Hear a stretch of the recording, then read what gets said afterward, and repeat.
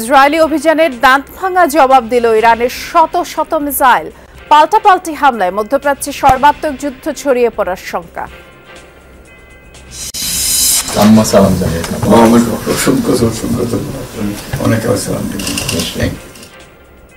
লন্ডনে ডক্টর ইউনূস তারেক রহমান একান্ত বৈঠক। বিচার সংস্কার ত্বরান্বিত হলে আগামী রমজানের আগে জাতীয় নির্বাচনের ইঙ্গিত। রমজান শুরু হওয়ার আগের সপ্তাহেও নির্বাচন আয়োজন করা যেতে পারে। ঐক্যমতের পরিপ্রেক্ষিতে আমরা সংস্কার এবং জুলাই সনদ দুটাই করব। লন্ডনের বৈঠক নিয়ে অপেক্ষায় ছিল সাধারণ মানুষ, মনে করেন বিশ্লেষকরা। অনেকটাই ঘুঁচে গেছে বিএনপি ও সরকারের দূরত্ব। অন্য দলগুলোকেও আস্থায় নেয়ার তাগিদ। তারিখ ঘোষণা করার পর নির্বাচনী কাজগুলো এগিয়ে যাবে এবং সংস্কার কাজও এগিয়ে যাবে, কারণ সব সংস্কার সংবিধান বা নির্বাচনের সাথে যুক্ত নয়। অন্তর্বর্তীকালীন সরকার যদি বাংলাদেশের বৃহত্তর রাজনৈতিক দলগুলোর সাথে যদি সবচেয়ে বেশি সমন্বয় থাকে, তাহলে এই দেশের মানুষ সবচেয়ে বেশি উপকার হবে। দিনাজপুরের ঘোড়াঘাটে দাঁড়িয়ে থাকা ট্রাকের পেছনে বাসের ধাক্কায় ৫ জন নিহত, আহত ১৫। পদ্মা সেতুতে একই রকম দুর্ঘটনায় ঝরল একজনের প্রাণ। জীবিকার তাগিদে দীর্ঘ ছুটি শেষে ঢাকায় ফিরছে মানুষ। এখনো আলস্যে মোড়া রাজধানী। স্বজনদের সাথে ঈদ উদযাপনের স্মৃতি নিয়ে কর্মস্থলে যোগ দেওয়ার অপেক্ষা। কিভাবে দিন কাটতো, কিভাবে রাত কাটতো, এটা বোঝা ছিল না। এমন কোনো রাত নাই আমরা 2টা পর্যন্ত জেগেছিলাম। আজ তো যেতে ইচ্ছে ছিল না, তারপরও যেতে হবে। একটু তো অলসতা মনে হবেই, কারণ দীর্ঘ 10-12 দিন একটানা ছুটিতে ছিলাম, রেস্টে ছিলাম। তো প্রস্তাবিত বাজেটে কিছুটা বেড়েছে সামাজিক নিরাপত্তামূলক কর্মসূচির ভাতার পরিমাণ। সুফল মেলা কঠিন মনে করেন বিশ্লেষকরা। সঠিক ব্যক্তি শনাক্তের পরামর্শ। তীব্র তাপদাহে অসহনীয় উত্তরের জনজীবন। সবচেয়ে বেশি বিপাকে শ্রমজীবীরা। জীবন রক্ষায় নানা পরামর্শ চিকিৎসকদের।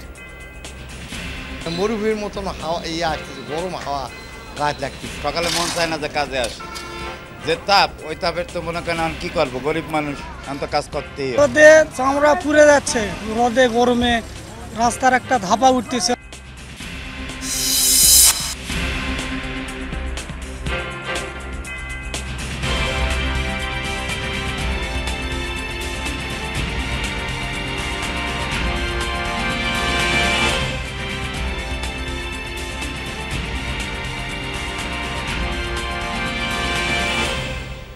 শুভেচ্ছা, আমন্ত্রণ যমুনা নিউজে। নুসরাত বৃষ্টির সাথে আছি। শিরোনামগুলো শুনছিলেন। ইসরায়েলের অপারেশন রাইজিং লায়নের দাঁতভাঙা জবাব দিল ইরান। ছুড়েছে শত শত ব্যালিস্টিক মিসাইল। শুক্রবার রাতে ইসরায়েলের বিভিন্ন স্থানে আঘাত হানে এসব ক্ষেপণাস্ত্র। চালানো হয় বিমান হামলাও। তেহরানের দাবি, ক্ষেপণাস্ত্র ও সামরিক সরঞ্জাম তৈরির কেন্দ্রগুলোই ছিল টার্গেট, বাদ যায়নি বেসামরিক স্থাপনায়ও অভিযোগ ইসরায়েলের। অবশ্য তাদের দাবি শত শত নয়, বরং ১০০টিরও কম মিসাইল ছুড়েছে ইরান, যার মধ্যে আঘাত হানতে সক্ষম হচ্ছে সামান্য কয়েকটি। গুশদান এলাকায় আহত হয়েছে কমপক্ষে ৪০ জন। সিএনএনের তথ্য বলছে, হামলার প্রতিহতে যুক্তরাষ্ট্র সহ বেশ কয়েকটি দেশ সহায়তা করেছে ইসরায়েলকে। অন্যদিকে ইরানে অব্যাহত নেতানিয়াহু বাহিনীর হামলা।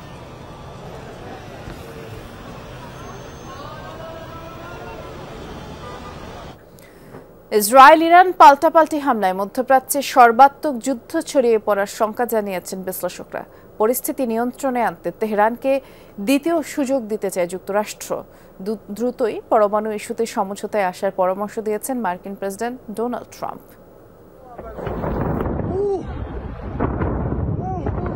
ইরান ইসরায়েলের পাল্টাপাল্টি হামলায় মধ্যপ্রাচ্যে বাজছে যুদ্ধের দামামা। বিশ্লেষকরা মনে করছেন, এই হামলার জবাব তেহরান কিভাবে দেবে তার উপর নির্ভর করছে মধ্যপ্রাচ্যের ভবিষ্যৎ। ইসরায়েলি হামলার জবাব না দিলে ইরানে তেল আবিবের আরও জোরালো হামলার শঙ্কা রয়েছে। এদিকে ইরান এটাও জানে, হামলার প্রতিশোধ না নিলে ইসরায়েলের সাহস আরও বেড়ে যাবে। এটি একটি সংকটাপূর্ণ মুহূর্ত। তেহরানের সামনে নিরাপদ বিকল্প নেই। ইরান ইসরায়েলের হামলার পর এক্স হ্যান্ডেলে পোস্ট করেছেন মার্কিন প্রেসিডেন্ট ডোনাল্ড ট্রাম্প। জানিয়েছেন, ২ মাস আগেই সতর্ক করা হয়েছিল তেহরানকে। দ্রুত পরমাণু ইস্যুতে সমঝোতায় আসার পরামর্শও দিয়েছিলেন তিনি। যে পরিস্থিতি তৈরি হয়েছে তা ঠিক করতে তেহরানকে দ্বিতীয় সুযোগ দেয়া যেতে পারে বলেও পোস্টে উল্লেখ করেন মার্কিন প্রেসিডেন্ট। তবে বিশ্লেষকদের ধারণা যুক্তরাষ্ট্রের পরামর্শ না মেনে এই হামলার কঠোর জবাব দেবে ইরান, আর এমনটা হলে সংঘাতে জড়িয়ে পড়বে যুক্তরাষ্ট্র, যার পরিণতি হবে আরও ভয়াবহ। ইরানের দৃষ্টিকোণ থেকে বিবেচনা করলে তাদের উচিত হবে একটি ভারসাম্যপূর্ণ প্রতিক্রিয়া দেখানো, যেন যুদ্ধ বড় পরিসরে ছড়িয়ে না পড়ে। ইরান যুক্তরাষ্ট্রের সম্পর্ক নষ্ট করতে ইসরায়েল এই হামলা চালিয়ে একটি ফাঁদ তৈরি করেছে। ফাঁদে পা দেয়া মাত্রই যুক্তরাষ্ট্র এই সংঘাতে জড়িয়ে যাবে। আমাদের দেখতে হবে ইরান কোন পথে এগোয়। শুক্রবার ইরানের পারমাণবিক কেন্দ্র, সামরিক ঘাঁটি লক্ষ্য করে অপারেশন রাইজিং লায়ন চালায় ইসরায়েল। হামলায় ব্যাপক ক্ষতিগ্রস্ত হয় দেশটির প্রধান পারমাণবিক স্থাপনা নাতানজ। জবাবে ইসরায়েলে পাল্টা হামলা চালায় তেহরানও। তাসরিয়ান সোবহান, যমুনা নিউজ। ইরানের পরমাণু সক্ষমতা ধ্বংসী দেশটির প্রধান পারমাণবিক কেন্দ্র নাতানজে ভয়াবহ হামলা চালিয়েছে ইসরায়েল। তেহরানের কাছে 9টি পরমাণু অস্ত্র তৈরি ইউরেনিয়াম মজুদ আছে এমন গোয়েন্দা তথ্যের ভিত্তিতেই অভিযান চালানো হয়েছে বলে দাবি তেল আবিবের। দীর্ঘ পরিকল্পনার অংশ হিসেবেই চালানো হয় অপারেশন রাইজিং লায়ন। শুধু স্থাপনা নয়, টার্গেট কিলিংয়ের শিকার হন পরমাণু বিজ্ঞানীরাও। ইরানের ভূখণ্ডে মোসাদের 2 স্পাইয়ের গোপন অভিযান পরিচালনার দৃশ্য এটি। ইসরায়েলি গোয়েন্দা সংস্থা মোসাদের এজেন্টরা আগে থেকেই ইরানের আকাশ প্রতিরক্ষা ব্যবস্থা অকেজো করার প্রস্তুতি শেষ করেছিল। হামলার প্রধান টার্গেট ছিল ইরানের পারমাণবিক কেন্দ্র ও সামরিক ঘাঁটি। আগামী রোববার ওমানের 6ষ্ঠ দফায় ইরানের সাথে পরমাণু আলোচনায় বসার কথা ছিল ওয়াশিংটনের, কিন্তু এর আগেই ইরানের পরমাণু স্থাপনায় ভয়াবহ হামলা চালিয়ে বসে ইসরায়েল। প্রশ্ন ঘুরপাক খাচ্ছে, কেন এই গুরুত্বপূর্ণ মুহূর্তেই পারমাণবিক স্থাপনায় হামলা করল তেল আবিব। ইসরায়েলের দাবি, ইরানের হাতে যা রসদ রয়েছে তা দিয়ে এখন 9টি পরমাণু অস্ত্র বানাতে সক্ষম তেহরান। এই গোয়েন্দা তথ্যের ভিত্তিতেই এই হামলা পরিকল্পনা বাস্তবায়ন করেছে তারা। টার্গেট করা হয়েছে দেশটির ইস্পাহান প্রদেশে অবস্থিত প্রধান নাতানজ পারমাণবিক স্থাপনাকে। হামলায় ব্যাপক ক্ষতিগ্রস্ত হয় পারমাণবিক স্থাপনাটি। ইরানের সবচেয়ে বড় পারমাণবিক কেন্দ্র নাতানজে হামলা চালানো হয়েছে। এই পারমাণবিক কেন্দ্র ব্যবহার করেই ইরান তাদের ইউরেনিয়াম মজুতের কাজ পরিচালনা করেছে। হামলায় নাতানজের আন্ডারগ্রাউন্ড ব্যাপক ক্ষতিগ্রস্ত হয়েছে। ইসরায়েলের টার্গেটকৃত আলোচিত নাতানজ পারমাণবিক কেন্দ্রটিকে ইরানের প্রধান ও সবচেয়ে গুরুত্বপূর্ণ পারমাণবিক কেন্দ্র ধরা হয়।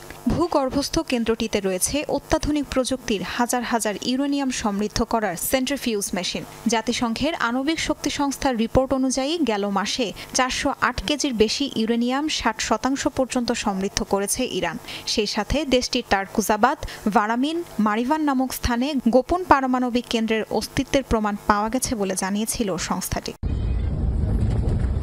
শুধু নাতানজ পারমাণবিক স্থাপনাই নয়, ইরানের পরমাণু কর্মসূচিকে সমূলে ধ্বংসের নীল নকশায় টার্গেট করা হয়েছিল দেশটির শীর্ষ 25 পরমাণু বিজ্ঞানীকে। এর মাঝে হামলায় নিহত হয়েছেন 6 জন। এই তালিকায় আছেন ইরানের শহীদ বেহেশতি বিশ্ববিদ্যালয়ে নিউক্লিয়ার প্রকৌশল বিভাগের অভিজ্ঞ 3 প্রফেসর। নিহত হয়েছেন ইরান অ্যাটমিক এনার্জি অর্গানাইজেশনের সাবেক প্রধান ফেরুদ্দিন আব্বাসি ও আরেক শীর্ষ সায়েন্টিস্ট মোহাম্মদ মাহদি তেহরানচি। ইরানের প্রধান নাতানজ পারমাণবিক কেন্দ্রে ইসরায়েলি হামলার ঘটনা এই প্রথম নয়। এর আগেই 2010 সালে স্টাক্সনেট সাইবার অ্যাটাকে অকেজো হয়েছিল নাতানজের প্রায় 1000 সেন্ট্রিফিউজ। এছাড়া 2020 এবং 2021 সালেও ইসরায়েলি হামলার শিকার হয়েছিল পারমাণবিক কেন্দ্রটি। তাসরিয়ান সোবহান, যমুনা নিউজ। পাল্টাপাল্টি হামলার পর আবারও আলোচনা ইরান ইসরায়েলের সামরিক সক্ষমতা। গবেষণা ও প্রযুক্তিতে শীর্ষ দেশগুলোর অন্যতম ইসরায়েল। দেশটির সমর ভান্ডারে রয়েছে সর্বাধুনিক ফাইটার জেট, মিসাইল, পারমাণবিক অস্ত্র। অন্যদিকে ইরানের হাতে প্রচলিত অস্ত্রের পাশাপাশি রয়েছে বিভিন্ন পাল্লার ব্যালিস্টিক মিসাইল ও ড্রোন। বিনা মেঘে বজ্রপাতের মতোই ইরানে অপারেশন রাইজিং লায়ন চালায় ইসরায়েল। তবে চুপ করে বসে নেই ইরান। ইতোমধ্যে তেল আবিবে পাল্টা হামলা চালিয়ে উপযুক্ত জবাব দিয়েছে তেহরান। এ অবস্থায় আবার আলোচনায় চিরবৈরী 2 দেশের সামরিক সক্ষমতা। গ্লোবাল পাওয়ার র্যাঙ্কিংয়ের তথ্য বলছে সামরিক শক্তিতে একে অপরকে প্রায় সমানভাবে টক্কর দিচ্ছে ইরান ইসরায়েল। 2025 সালের ডেটা অনুযায়ী 145টি দেশের মধ্যে সামরিক শক্তিতে ইসরায়েলের অবস্থান 15তম। মাত্র এক ধাপ পিছিয়ে 16তম অবস্থানে রয়েছে ইরান। তবে সমরাস্ত্র বিষয়ক গবেষণা ও প্রযুক্তিতে ইসরায়েলের ধারে কাছেও নেই ইরান। সেনা সংখ্যায় ইরানের চেয়ে বেশ পিছিয়ে আছে ইসরায়েল। এই মুহূর্তে দেশটির অ্যাক্টিভ সেনা সদস্য রয়েছে 1,70,000, রিজার্ভে আছে আরও 4.5 লাখ। অপরদিকে ইরানের অ্যাক্টিভ সেনা সদস্য রয়েছে 6,10,000 জন। যুদ্ধ বাঁধলে রিজার্ভ থেকে যোগ দেবে আরও 3 লাখ সামরিক সদস্য। আধা সামরিক বাহিনীর সংখ্যাতেও ইসরায়েলের চেয়ে এগিয়ে তেল আবিব। স্থলপথের শক্তিতে ইরান বেশ সমৃদ্ধ। দেশটির সংগ্রহে রয়েছে 1700-র বেশি ট্যাঙ্ক আর প্রায় 65,900 সাজোয়াজান। অপরদিকে তেল আবিবের বহরে রয়েছে 1300 ট্যাঙ্ক আর প্রায় 36,000 সাজোয়াজান। বিভিন্ন ধরনের কামান আর রকেট প্রজেক্টরের দিক থেকেও এগিয়ে তেহরান। নৌশক্তিতেও ইসরায়েলের চেয়ে এগিয়ে রয়েছে ইরান। দেশটির নৌবহরে 25টি সাবমেরিন আর 7টি ফ্রিগেট সহ মোট রয়েছে 100টির বেশি যুদ্ধজাহাজ। অপরদিকে তেল আবিবের ঝুলিতে উল্লেখযোগ্য কেবল 5টি সাবমেরিন। তবে ইরানের তুলনায় ইসরায়েলের বিমান বাহিনী বেশ শক্তিশালী। দেশটির বিমানবহরে রয়েছে মোট 611টি বিমান, যার মধ্যে 240টি ফাইটার জেট রয়েছে। যুক্তরাষ্ট্রের F-15, F-16 আর F-35-এর মতো অত্যাধুনিক যুদ্ধবিমান। অপরদিকে ইরানের বিমানের সংখ্যা 551টি, যার মধ্যে 188টি ফাইটার জেট। এসব যুদ্ধবিমানের বেশিরভাগই পুরনো মডেলের। নিজস্ব প্রযুক্তিতে তৈরি স্বল্প, মধ্যম ও দূরপাল্লার ক্রুজ ও ব্যালিস্টিক 2 ধরনের ক্ষেপণাস্ত্রেরই মালিক ইরান, যার মধ্যে আছে বিভিন্ন অ্যান্টি ট্যাঙ্ক মিসাইল ও ফাতা 1 ও 2 নামের হাইপারসোনিক মিসাইল। তবে আকাশ প্রতিরক্ষা ব্যবস্থায় অনন্য ইসরায়েলের আয়রন ডোম ও প্যাট্রিয়ট। যদিও তেহরানেরও আছে বাভার Mi-23-র মতো আকাশ প্রতিরক্ষা ব্যবস্থা। ইসরায়েলকে সামরিক শক্তিতে সবচেয়ে বেশি এগিয়ে রাখে এর পারমাণবিক অস্ত্রের সম্ভার। দেশটির কাছে কমপক্ষে 90টি পারমাণবিক ওয়ারহেড রয়েছে। অপরদিকে বহু বছর ধরে ইরানের বিরুদ্ধে পারমাণবিক অস্ত্র তৈরির অভিযোগ দিয়ে আসছে ইসরায়েল ও যুক্তরাষ্ট্রসহ পশ্চিমা দেশ। সম্প্রতি এই সন্দেহ থেকে দেশটির গুরুত্বপূর্ণ পারমাণবিক স্থাপনাকে হামলার টার্গেট করে ইসরায়েল। প্রাণপ্রতিম কুণ্ডু, যমুনা নিউজ। লন্ডনে অনুষ্ঠিত হলো ডক্টর মোহাম্মদ ইউনূস ও তারেক রহমানের মধ্যে কাঙ্ক্ষিত ও আলোচিত বৈঠক। বিএনপির ভারপ্রাপ্ত চেয়ারম্যান তারেক রহমানের প্রস্তাবের প্রেক্ষিতে রমজান শুরুর আগের সপ্তাহে নির্বাচন আয়োজন করা যেতে পারে বলে জানিয়েছেন অন্তর্বর্তী সরকারের প্রধান উপদেষ্টা। তবে তার আগে সংস্কার ও বিচারের অগ্রগতির কথাও তুলে ধরেন তিনি। যৌথ সংবাদ সম্মেলনে বৈঠক নিয়ে সন্তুষ্টি প্রকাশ করেছে উভয় পক্ষ। পরিবর্তিত পরিস্থিতিতে বাংলাদেশের রাজনৈতিক প্রেক্ষাপটে গুরুত্বপূর্ণ এক বৈঠক, যদিও তা দেশের বাইরে সুদূর যুক্তরাজ্যের লন্ডনে। যে বৈঠকে অংশ নিয়েছেন অন্তর্বর্তী সরকারের প্রধান উপদেষ্টা ডক্টর মোহাম্মদ ইউনূস ও 2008 সাল থেকে বিদেশে অবস্থানরত বিএনপির ভারপ্রাপ্ত চেয়ারম্যান তারেক রহমান। যে বৈঠক নিয়ে গেল কয়েকদিন ধরেই ছিল দেশ জুড়ে আলোচনা, কৌতূহল। লন্ডনের পার্ক লেনের ডরচেস্টার হোটেলের বৈঠক শুরুর নির্ধারিত সময়ের আগেই পৌঁছান তারেক রহমান। বাংলাদেশ সময় দুপুর 2টায় শুরু হয় আলোচনা। শুরুতে দুপক্ষের গুরুত্বপূর্ণ ব্যক্তিরা উপস্থিত থাকলেও পরবর্তীতে একান্তে আলোচনা করেন ডক্টর ইউনূস ও তারেক রহমান। কৌশলাদি বিনিময়ের পর বৈঠক রূপ নেয় গুরুত্বপূর্ণ আলোচনায়। 3 ঘণ্টা ব্যাপী অনুষ্ঠিত হওয়ার কথা থাকলেও ইউনূস তারেক বৈঠকটি স্থায়ী হয় 1.5 ঘণ্টা। বৈঠক শেষে যৌথ সংবাদ সম্মেলনে অংশ নেন অন্তর্বর্তী সরকারের জাতীয় নিরাপত্তা উপদেষ্টা ডক্টর খলিলুর রহমান ও বিএনপির স্থায়ী কমিটির সদস্য আমির খসরু মাহমুদ চৌধুরী। বৈঠক নিয়ে সন্তুষ্টি প্রকাশ করেন উভয় পক্ষই। নিশ্চয়ই সন্তুষ্ট। আর সন্তুষ্ট না হলে তো যৌথ ঘোষণা আসবার কথা নয়। যৌথ বিবৃতিতে তারা জানান, বৈঠকে রমজানের আগে নির্বাচন আয়োজনে বিএনপি চেয়ারপারসন খালেদা জিয়ার মতামত তুলে ধরেন তারেক রহমান, যার প্রেক্ষিতে বিচার ও সংস্কার শেষ করতে পারলে নির্বাচনের তারিখ এগিয়ে আনা যেতে পারে বলে জানান ডক্টর ইউনূস। জনাব তারেক রহমান প্রধান উপদেষ্টার কাছে আগামী বছরের রমজানের আগে নির্বাচন আয়োজনের প্রস্তাব করেন। দলের চেয়ারপারসন বেগম খালেদা জিয়াও মনে করেন ওই সময় নির্বাচন অনুষ্ঠিত হলে ভালো হয়। প্রধান উপদেষ্টা বলেন 2026 সালের রমজান শুরু হওয়ার আগের সপ্তাহেও নির্বাচন আয়োজন করা যেতে পারে। সেক্ষেত্রে সেই সময়ের মধ্যে সংস্কার ও বিচারের বিষয়ে পর্যাপ্ত অগ্রগতি অর্জন করা প্রয়োজন হবে। তারেক রহমান প্রধান উপদেষ্টার অবস্থানকে স্বাগত জানান এবং প্রধান উপদেষ্টাও তারেক রহমানকে ফলপ্রসূ আলোচনার জন্য ধন্যবাদ দেন। সাংবাদিকদের প্রশ্নের জবাবে বিএনপির স্থায়ী কমিটির সদস্য আমির খসরু মাহমুদ চৌধুরী জানান, ঐকমত্যের ভিত্তিতেই সংস্কার ও জুলাই সনদ তৈরি হবে। ঐক্যমতের পরিপ্রেক্ষিতে আমরা সংস্কার এবং জুলাই সনদ দুটাই করব। সকলের ঐক্যমতের পরিপ্রেক্ষিতে সেটা সিদ্ধান্ত নেওয়া হবে এবং এটা আমি নিশ্চিত এটা খুব কম সময়ের মধ্যে আমরা সেই সিদ্ধান্ত নিতে পারবো। হ্যাঁ, ঐক্যমত যেখানে হবে স্বাভাবিকভাবে ঐক্যমতের পরিপ্রেক্ষিতে যে সিদ্ধান্ত হবে স্বাক্ষরিত তো হবেই, না হওয়ার কোনো কারণ তো নেই।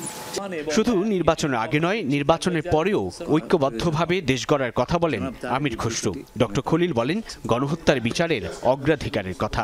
সংস্কার এবং বিচার দুই বিষয়ে পর্যাপ্ত অগ্রগতি কথা বলা হয়েছে এবং আমরা মোটামুটি কনফিডেন্ট যে এই অগ্রগতি আমরা নির্বাচন আগেই দেখতে পাবো এবং নির্বাচন কমিশন আমরা আশা করব শীঘ্রই একটা তারিখ ঘোষণা করবে। চিফ অ্যাডভাইজার সাহেব, তারেক রহমান সাহেব, আমরা সবাই একই কথা বলছি, যে বিষয়গুলোতে ঐক্যমত হবে সেগুলোতে সংস্কার হবে, তাই না? এটা নির্বাচনের আগেও কিছু সংস্কার হবে যেখানে ঐক্যমত হবে, আর নির্বাচনের পরেও সংস্কার অব্যাহত থাকবে। তারেক রহমানের দেশে ফেরার ইস্যুটি আলোচনায় ছিল কিনা সাংবাদিকদের এমন প্রশ্নের জবাবে আমির খসরু মাহমুদ চৌধুরী বলেন, যখনই ইচ্ছে দেশে ফিরতে পারেন বিএনপির ভারপ্রাপ্ত চেয়ারম্যান, যে সিদ্ধান্ত একান্তই তার। এটা সিদ্ধান্ত উনি নেবেন সময় মতো। সাইফুদ্দিন রবিন, যমুনা নিউজ, ঢাকা। সব অনিশ্চয়তা কাটিয়ে লন্ডন বৈঠকে জাতিকে সামনে এগিয়ে নেওয়ার নতুন আশা দেখালেন দুই নেতা, এমন মন্তব্য করেছেন বিএনপি মহাসচিব মির্জা ফখরুল ইসলাম আলমগীর। তারেক রহমান সাহেব আবার প্রমাণ করলেন যে তিনি বাংলাদেশের এই রাজনৈতিক যে দলগুলো রয়েছে সেই দলগুলোর নেতৃত্ব যারা দিচ্ছেন তাদের মধ্যে নিঃসন্দেহে রাষ্ট্রনায়কোচিত যে গুণগুলো তার মধ্যে রয়েছে সেই গুণ তিনি প্রমাণ করেছেন। আর জাতীয় নাগরিক পার্টি এনসিপির নেতৃবৃন্দ মন্তব্য করলেন যে একটি দলকে খুশি করতে নির্বাচনে এগিয়ে নিয়ে আসা হচ্ছে, যা জুলাই শহীদদের সাথে প্রতারণা। তাদের অভিযোগ, লন্ডন বৈঠকে গণমানুষের আকাঙ্ক্ষার প্রতিফলন ঘটেনি। বাংলাদেশকে সামনের দিকে এগিয়ে নিয়ে যেতে হলে যদি এই সরকার ব্যর্থ হয়, তাহলে হয়তো আমাদের সেকেন্ড রেভলিউশন বা নতুন একটি গণ অভ্যুত্থানের আমাদেরকে জন্ম দিতে হবে। রাষ্ট্রটা এক ব্যক্তি কিংবা এক দল কেন্দ্রিক না, সেক্ষেত্রে সরকারের সবসময় মাথা রাখতে হবে সকল রাজনৈতিক দল এবং শহীদ পরিবার এবং অন্যান্য স্টেক হোল্ডারের সাথে মিলেই মূলত সিদ্ধান্তটা নিতে হবে। এদিকে নির্বাচন নিয়ে রাজনৈতিক দল ও সরকারের মধ্যে মনস্তাত্ত্বিক দূরত্ব কমেছে, আস্থা তৈরি হয়েছে। লন্ডনের প্রধান উপদেষ্টা ও তারেক রহমানের মধ্যে বৈঠকের প্রতিক্রিয়ায় বিভিন্ন রাজনৈতিক দল এসব কথা জানিয়েছে। অভ্যুত্থানের পরে আমাদের নানা প্রশ্নের মধ্যে ঐক্যের চেয়ে আমরা দেখলাম সাম্প্রতিক দিনগুলোতে অনেক বেশি বিভক্তি, অনেক বেশি বিভাজন, সন্দেহ, অবিশ্বাস। এই কালো মেঘটা খানিকটা কাটলো বলে আমার ধারণা। আর রাজনৈতিক দলগুলোর সাথে সরকারের বলতে পারেন যে কিছুটা মনস্তাত্ত্বিক যে দূরত্ব ছিল, আজকের বৈঠকের মধ্য দিয়ে মনস্তাত্ত্বিক দূরত্বটাও এটাও অনেকখানি কমবে। এটা কিন্তু নির্বাচনের মধ্য দিয়ে আমরা কি অর্জন করতে চাইছি, আমরা যে এই অন্তর্বর্তীকালীন সময়ে সংস্কারের প্রশ্নগুলো নিয়ে আলোচনা করছি সেগুলো আরও গভীরভাবে আলোচনা হওয়া দরকার। কারণ একটা রাষ্ট্রের পুনর্গঠন চলছে এবং পুনর্গঠনটা করতে হবে আমাদের। কোন কোন প্রশ্নে আমরা ঐকমত্যে আসছি, এইটা একটা দিক। নির্বাচন কমিশন নির্বাচনের সুনির্দিষ্ট তারিখ ঘোষণায় কী পদক্ষেপ নেন এবং সরকার এক্ষেত্রে কী ইতিবাচক ভূমিকা নেন, এগুলো দেখেই চূড়ান্ত মন্তব্য করা যাবে। তার আগেই কোনো রাজনৈতিক অচলাবস্থা কাটবে বলে আমি মনে করি না। প্রধান উপদেষ্টা ডক্টর মোহাম্মদ ইউনূস ও বিএনপির ভারপ্রাপ্ত চেয়ারম্যান তারেক রহমানের বৈঠক নিয়ে আগ্রহ ছিল রাজনৈতিক বিশ্লেষকদের, এবং তাদের সাথে কথা বলেছেন আমাদের সহকর্মী রিয়াজ রায়হান। প্রধান উপদেষ্টার সঙ্গে বিএনপির ভারপ্রাপ্ত চেয়ারম্যানের যে বৈঠক, সেই বৈঠকের বিষয়ে খোঁজখবর রাখছিলেন রাজনৈতিক বিশ্লেষকরা। তারা বলছেন এই বৈঠকের মধ্য দিয়ে অনেকগুলো বিষয় আগামীর রাজনীতি এবং নির্বাচন বিষয়ে স্পষ্ট হয়েছে। বলছেন সংস্কার এবং বিচার প্রক্রিয়া যেহেতু চলমান, সুতরাং এই চলমান প্রক্রিয়া কখনো নির্বাচনের জন্য বাধা হতে পারে না। তবে সবার আগে স্বচ্ছ, জবাবদিহিতামূলক এবং নিরপেক্ষ একটি নির্বাচন যেমন এই সরকারের চ্যালেঞ্জ, পাশাপাশি রাজনৈতিক দলগুলোকে আস্থায় নেওয়াও তাদের জন্য বড় ধরনের আরও চ্যালেঞ্জ। আর যদি রাজনৈতিক দলগুলোকে আস্থায় নিতে না পারে, তাহলে সামনের যেসব সংকট আসবে সে সংকট কাটিয়ে ওঠা কঠিন হবে অন্তর্বর্তীকালীন সরকারের জন্য। সিনিয়র সাংবাদিক সোহরাব আসার মনে করেন, বিএনপির সঙ্গে অন্তর্বর্তী সরকারের যে দূরত্ব তৈরি হয়েছিল ডক্টর ইউনূস তারেক রহমান বৈঠকের মধ্য দিয়ে তা অনেকটাই ঘুচে গেছে। গণতন্ত্র হচ্ছে একসঙ্গে চলা। আমরা যদি একসঙ্গে চলতে চাই তাহলে আলাপ আলোচনার বিকল্প নেই। এবং সবচেয়ে ভালো হতো যে প্রধান উপদেষ্টাকে এই নির্বাচনের একটি তারিখ ঠিক করতে বা নির্বাচনের সময়ক্ষণ ঠিক করতে লন্ডন পর্যন্ত যেতে না হতো। তারিখ ঘোষণা করার পর নির্বাচনী কাজগুলো এগিয়ে যাবে এবং সংস্কার কাজও এগিয়ে যাবে, কারণ সব সংস্কার সংবিধান বা নির্বাচনের সাথে যুক্ত নয়, অনেকগুলো আছে প্রশাসনিকভাবেই করার। রাজনৈতিক বিশ্লেষক অধ্যাপক ডক্টর কামাল উদ্দিনের মতে, আগামীর স্বচ্ছ ও অংশগ্রহণমূলক নির্বাচনের জন্য এমন একটি উদ্যোগের অপেক্ষায় ছিল সাধারণ মানুষ। আমরা সাধারণ জনগণ যারা আছে, সাধারণ জনগণের একটি আশা পূরণ করার বৈঠক বলে আমি মনে করি। এদেশের গণতন্ত্র প্রতিষ্ঠা করার জন্য একটি গুরুত্বপূর্ণ বৈঠক এবং যে সংস্কারের জন্য একটি গুরুত্বপূর্ণ বৈঠক। যে অন্তর্বর্তীকালীন সরকার যদি বাংলাদেশের বৃহত্তর রাজনৈতিক দলগুলোর সাথে যদি সবচেয়ে বেশি সমন্বয় থাকে তাহলে এই দেশের মানুষ সবচেয়ে বেশি উপকার হবে এবং গণতন্ত্র প্রতিষ্ঠা, বিচার এবং সংস্কার কাজটি বেশি সহজ হবে। বিশ্লেষকরা বলছেন, অন্তর্বর্তীকালীন সরকার যেহেতু কোনো পক্ষ নয়, তাই বিএনপির পাশাপাশি অন্য দলগুলোকেও আস্থায় নেওয়া জরুরি। একটি পক্ষ এখনও সরকার ও রাজনৈতিক দলগুলোর মধ্যে সম্পর্কের ফাটল ধরাতে ব্যস্ত বলে মনে করেন বিশ্লেষকরা। সরকারকে নিরপেক্ষভাবে কাজ চালাতে হবে। নির্বাচনের সময় এখনও সবসময় গণতান্ত্রিকভাবে দেশটিকে এগিয়ে নেওয়া এবং ভোটের আমানত জনগণের সরকারের কাছে, সেই জনগণের ভোট জনগণকে ফিরিয়ে দেওয়া। সরকারের কোনো কার্যক্রমে এই অবস্থা তৈরি করা যাবে না যে, বা এটি মনোভাব সৃষ্টি না হয় যে এই সরকার কারো পক্ষে। যে অনেকেই অনেকভাবে বিশ্লেষণ করছে, একটা গ্রুপ কিন্তু অন্তর্বর্তী সরকারের সাথে বড় বড় রাজনৈতিক দলগুলোর দূরত্ব তৈরি করবার চেষ্টা করছে। এই চেষ্টাটি কখনো এই দেশের জন্য ভালো কিছু বয়ে আনবে না। সেই দূরত্বগুলো যেন সবচেয়ে বেশি কমিয়ে আসে। সেই কমিয়ে আসলে আমি মনে করি যে বাংলাদেশের মানুষের ভাগ্যে ভালো কিছু হবে এবং দেশ রিফর্ম করা যাবে এবং আমরা সাধারণ জনগণ একটা ভালো ফলাফল পাবে এবং শান্তিপূর্ণ উপায়ে একটা নির্বাচন হবে।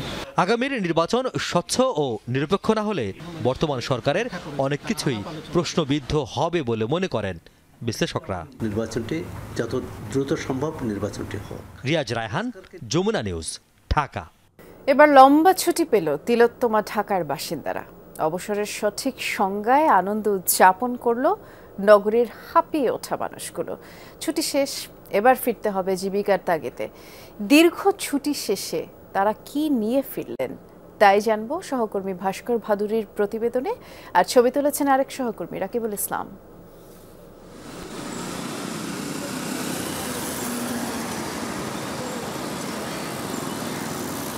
চেনা ক্যানভাসে অচেনা এক নগরীর সাথে এবার আপনাদের পরিচয় করাবো, যে নগরী কিছুদিন হলো ছুটিতে আছে।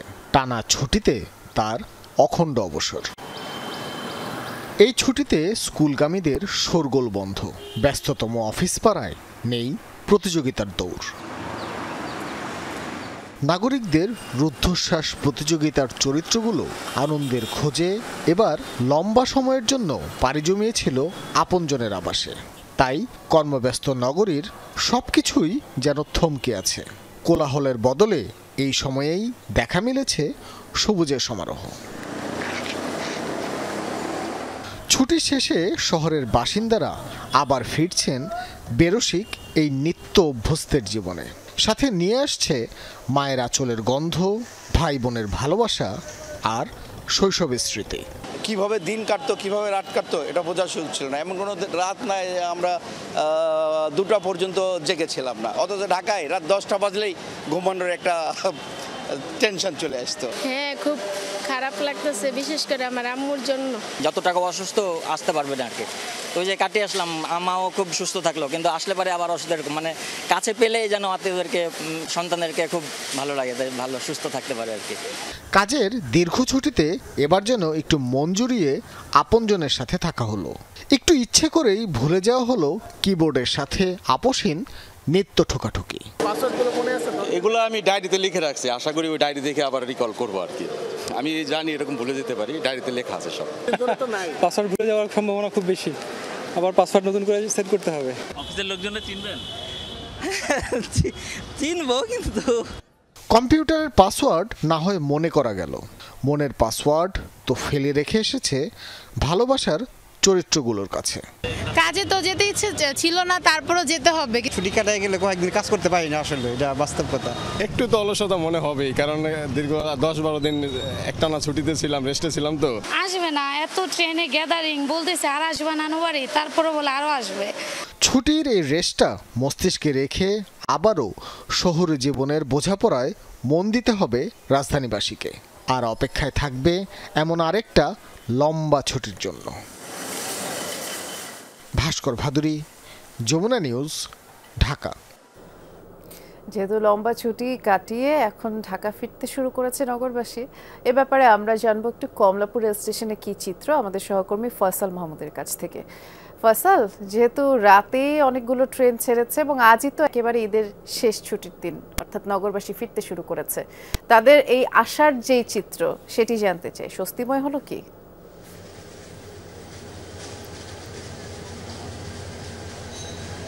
বৃষ্টি সকাল থেকে বেশ কয়েকটি ট্রেন, আন্তনগর ট্রেন ঢাকায় প্রবেশ করেছে এবং একই সাথে ঢাকা থেকেও কিন্তু চট্টগ্রাম, ময়মনসিংহ সহ বেশ কয়েকটি বিভাগের উদ্দেশ্যে কিন্তু ট্রেন ছেড়ে গেছে।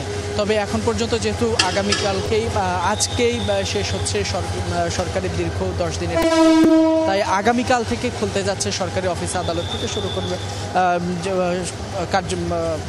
কর্মদিবস, যার কারণেই কিন্তু অনেকেই এবার অনেকটা স্বস্তি নিয়েই তারা ঈদের ছুটি কাটিয়ে পরিবার প্রিয়জনের সাথে অনেকটা স্বাচ্ছন্দ্যে তাদের এই ছুটি উদযাপন করে তারা কিন্তু আগে ভাগেই একটু তারা ঢাকায় প্রবেশ করেছেন। তাদের যে কর্মজীবনের যে ব্যস্ততা সেটিতেই কিন্তু প্রবেশে তারা কিন্তু সেই উদ্দেশ্যেই কিন্তু ঢাকায় প্রবেশ করেছেন।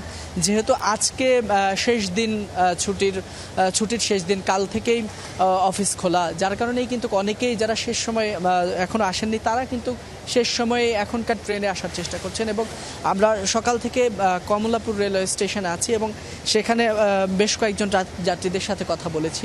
তারা বলছেন যে এবারের দীর্ঘ ছুটি হওয়ার কারণে তাদের এবার যাতায়াতে খুব বেশি ভোগান্তিতে পড়তে হয়নি, অনেকটা তারা স্বস্তি নিয়েই এবার ঢাকায় ফিরতে পেরেছেন এবং তারা বলছেন অনেকটা স্বস্তিদায়ক ছিল এবারের ট্রেন যাত্রা। আমরা এর পাশাপাশি দেখেছি অনেকেই কিন্তু এখনও ঢাকা ছাড়ছেন, যারা মূলত বেসরকারি প্রতিষ্ঠানে কর্মরত ছিলেন, ঈদের সময় যারা বাড়ি যেতে পারেননি, তারা কিন্তু এখন আমরা দেখছি ঢাকা ছেড়ে তাদের প্রিয়জনদের সাথে আসলে ঈদের যে ছুটির যে আনন্দ সেটি কিন্তু তারা এখন ঢাকা ছেড়ে পরিবারের সাথে ঈদের আনন্দ ভাগাভাগি করার জন্যই গ্রামের উদ্দেশ্যে যাচ্ছেন। তবে বৃষ্টি বলি যেহেতু আর আজকে শেষ দিন, যার কারণে কিন্তু বলা যায় যে সকাল থেকে বেশ কয়েকটি আন্তনগর ট্রেন বিভিন্ন বিভাগ থেকে, বিভিন্ন জেলা থেকেই কিন্তু ছেড়ে এসেছে। অনেকটা স্বস্তি নিয়েই যাত্রীরা এবার ঢাকায় ফিরতে পেরেছেন। আশা করি আগামীকালকে তারা সকলে অফিসে যোগদান করবেন নিয়মিত কাজকর্মে। বৃষ্টি এই ছিল এখান থেকে। তাই অনেক ধন্যবাদ, বিস্তারিত জানাচ্ছিলেন আপনি ফয়সাল। দিনাজপুরের ঘোড়াঘাটে দাঁড়িয়ে থাকা ট্রাকের পেছনে যাত্রীবাহী বাসের ধাক্কায় 5 জন নিহত হয়েছেন, কমপক্ষে 7 জন আহত হয়েছেন। ভোরে দিনাজপুর গোবিন্দগঞ্জ সড়কের নুরজাহানপুর এলাকায় এই দুর্ঘটনা। পুলিশ জানায় আমবোঝা একটি ট্রাক বিকল অবস্থায় সড়কে দাঁড়িয়েছিল। এ সময় পঞ্চগড় থেকে ছেড়ে আসা ঢাকাগামী নাবিল পরিবহনের একটি বাস পেছন থেকে ট্রাকে ধাক্কা দেয়। ঘটনাস্থলে 3 জন প্রাণ হারায়, আর গুরুতর আহত হওয়া 9 জনকে হাসপাতালে নেয়ার পথে বাকি 2 জনের মৃত্যু হয়।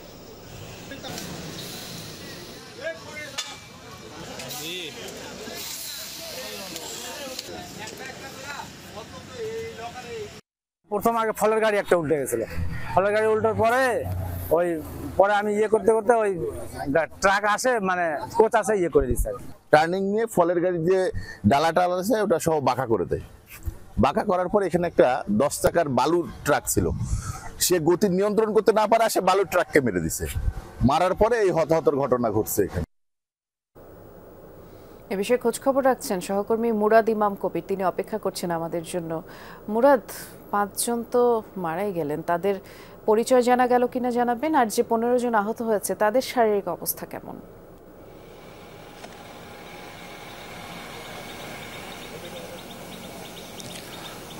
বৃষ্টি, আপনি জানেন যে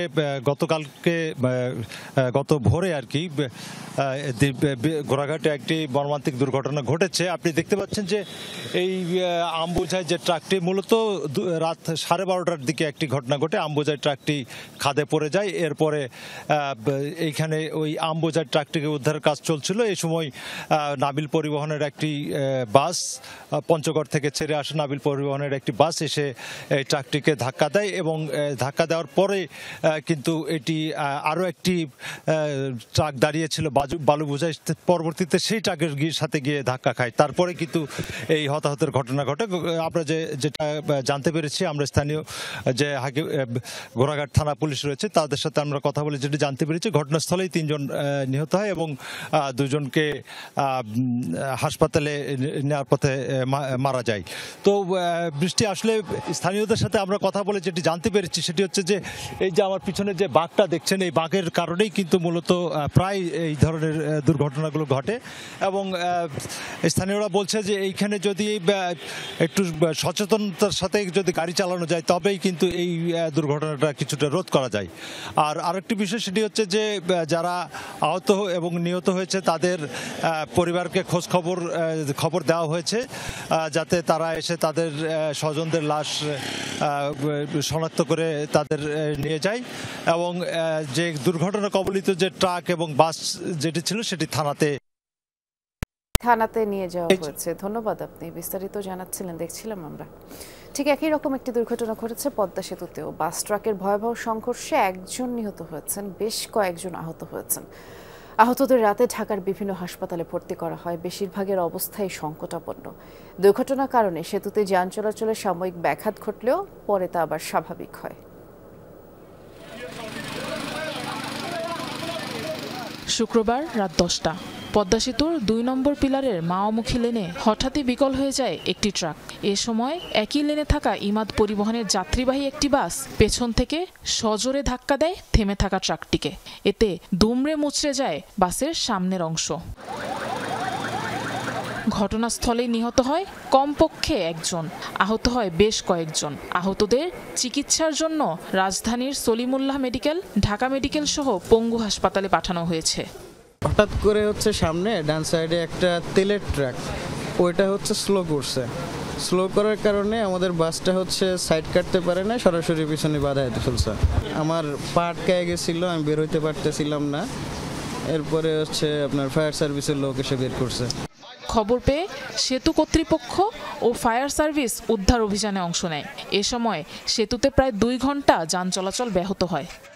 এসে দেখতে পাই যে একটি ট্রাক দাঁড়ানো অবস্থায় ছিল। এই ট্রাককে ইমাদ পরিবহন পিছন থেকে ধাক্কা দেয়। ধাক্কা দিলে ঘটনাস্থলে 1 জন নিহত হয়। এই ট্রাকের ভিতরে এক ধরনের কেমিক্যাল ছিল। এই পিচ্ছিল জাতীয় কেমিক্যাল রাস্তার ভিতরে পড়ে এটা পিচ্ছিল হয়ে যায়, যার কারণে পুরো রাস্তাটা ব্লক হয়ে যায়। পরে আবারও পদ্মা সেতুতে যান চলাচল স্বাভাবিক হয়ে আসে। আফরোজা লামিয়া, যমুনা নিউজ।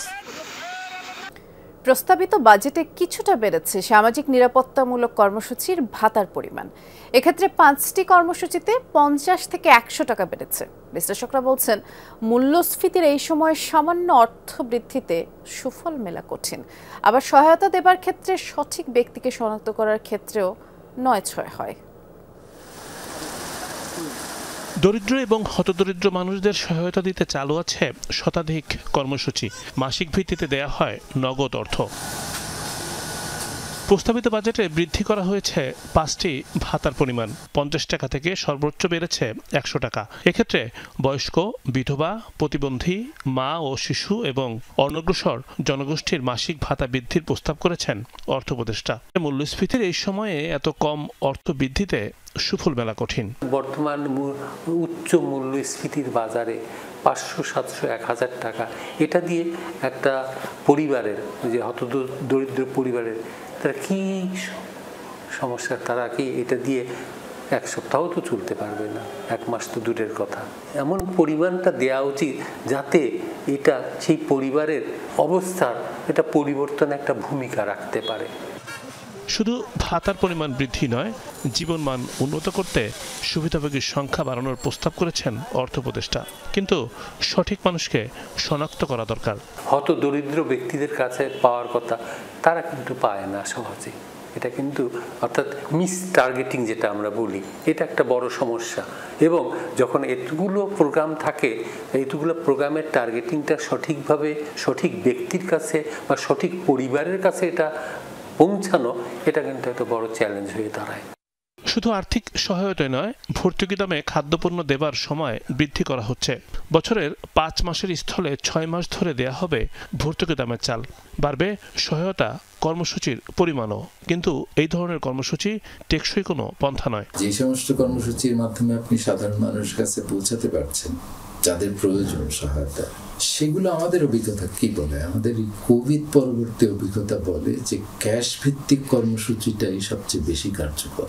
দুর্নীতি কমানো, অপচয় কমানো, সরাসরি টার্গেট গ্রুপের কাছে পৌঁছানো। পেনশন কর্মসূচি বাদ দিলে সামাজিক নিরাপত্তামূলক কর্মসূচিতে আগামী অর্থ বছরের জন্য বরাদ্দ রাখা হয়েছে ৮১,২৯৭ কোটি টাকা। রিমন রহমান, যমুনা নিউজ, ঢাকা। তীব্র দাবদাহে পড়ছে উত্তর জনপদ। অসহনীয় হয়ে উঠেছে জনজীবন, আর সবচেয়ে বিপাকে শ্রমজীবী মানুষ। আবহাওয়া দপ্তরের খবরেও স্বস্তি মিলছে না। জীবন রক্ষায় নানান পরামর্শ দিচ্ছেন চিকিৎসকরা। আরও জানাচ্ছেন সহকর্মী শফিক সুটন, ছবি তুলেছেন আরেক সহকর্মী সিয়াম শাহরিয়া। সূর্যোদয়ের সাথে সাথেই উত্তপ্ত প্রকৃতি, পথঘাট ছড়িয়ে পড়ছে ভ্যাপসা গরম। রোদের অসহনীয় তীব্রতায় হাঁসফাঁস জনজীবন।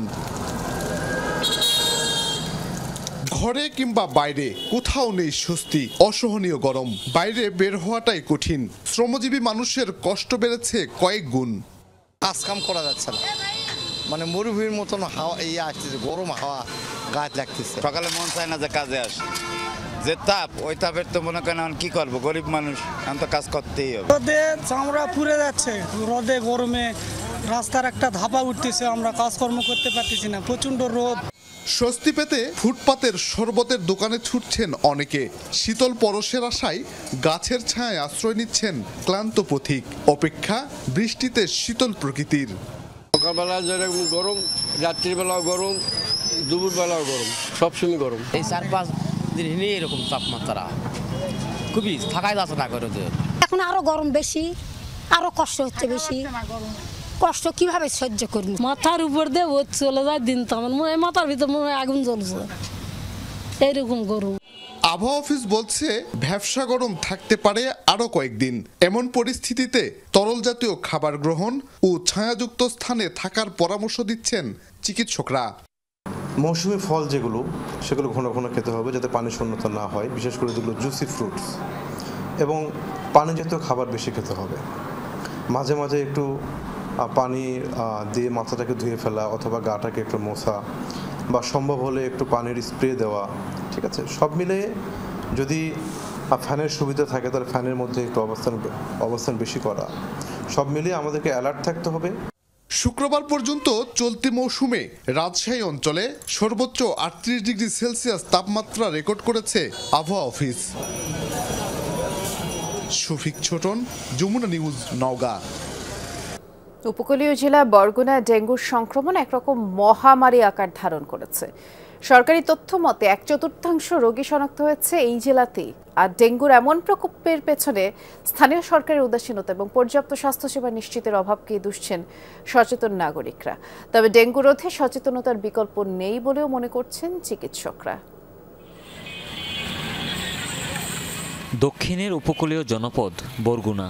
সরকারি তথ্যমতে বরিশাল বিভাগে সবচেয়ে বেশি ডেঙ্গু রোগীর হার এখন এই জেলায়। এর কারণ কি, তার অনুসন্ধানে যমুনা টিভি।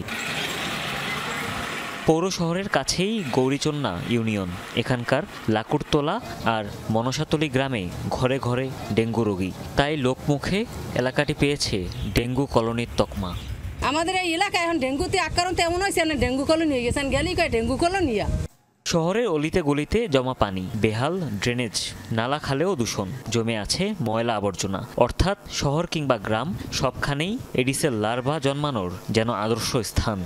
মশার কয়েল জ্বালাইয়ে বসতে হয়, সকালে জ্বালানো লাগে, বিকেলে জ্বালানো লাগে, রাতে জ্বালানো, কয়েল ছাড়া থাকা যায় না। বরগুনা শহরে বাসায় বসবাস করার মতো কোনো কায়দা নেই, মশার কোনো শেষ নেই, গায়ে হাত যে জায়গায় বসবেন সেই জায়গায় মশা। ডেঙ্গু রোধে এলাকাবাসী যেমন অসচেতন, তেমনি প্রশাসনও নির্বিকার। সব মিলিয়ে ভয়াবহ চিত্র। ডেঙ্গুর প্রকোপ বরগুনায়, সারা বাংলাদেশের ভিতরে বরগুনায় খুব বেশি। যে পরিমাণ বেশি সে তুলনায় কোনো কার্যকর ব্যবস্থা পৌরসভা নেয় না। ফগার মেশিন দিয়ে ধোঁয়া ছড়িয়েছে এবং ধোঁয়ার মাধ্যমে দেখা যায় যে মশাগুলো মারা যায় না, বরঞ্চ উপরে উঠে যায় এবং ছড়িয়ে ছিটিয়ে পড়ে। পানি নিষ্কাশনের ব্যবস্থাটা খুবই খারাপ। তারা যে ড্রেনগুলো করেছে সেই ড্রেনগুলোর কোনো মুখ নেই। প্রতিদিনই রোগীর চাপ বাড়ছে জেলা সদর হাসপাতালে, সেখানে আবার চিকিৎসক সংকট। তাই জরুরি রোগীদের পাঠানো হচ্ছে বরিশাল কিংবা রাজধানীতে। আমরা সাধারণত এই ধরনের পরিস্থিতি অগাস্ট মাসের দিকে গিয়ে ফেস করি, কিন্তু এটা একটু আগেই চলে এসেছে। আর চিকিৎসক সংকট বরগুনা হাসপাতালে সবসময়ই থাকে। এখন এই এত রোগীকে ম্যানেজ করতে গিয়ে এটা আমাদেরকে অনেক বেশি হিমশিম খেতে হচ্ছে। আবর্জনা পরিষ্কার করা কিংবা ব্রিডিং স্পেস যেগুলো আছে সেগুলোকে পরিষ্কার পরিচ্ছন্নতা আশানুরূপ না হওয়ার কারণে হঠাৎ করেই এই ডেঙ্গি বেড়ে যেতে পারে। আরেকটা জিনিস হলো যে মানুষের সচেতনতার যথেষ্টই অভাব আছে। একজন ডেঙ্গি রোগী 24 আওয়ার্স মসকিউটো নেটের ভিতরে থাকার কথা, উনি সেটা মানছেন না। ফলে একজন ডেঙ্গি রোগী থেকে আরো 10 জন ডেঙ্গি রোগী আক্রান্ত হচ্ছে। যদিও ডেঙ্গু রোধে ব্যবস্থা নেওয়ার আশ্বাস দিয়েছেন পৌর প্রশাসক, সাথে জনগণকেও সচেতন হওয়ার তাগিদ দিলেন তিনি। এই পর্যন্ত প্রায় 34টা মজা, পুকুর, খাল এইগুলা আমরা পরিষ্কার করছি। প্রত্যেকদিন যে ফগার মেশিন দিয়ে মশার ওষুধ ছিটানো হচ্ছে।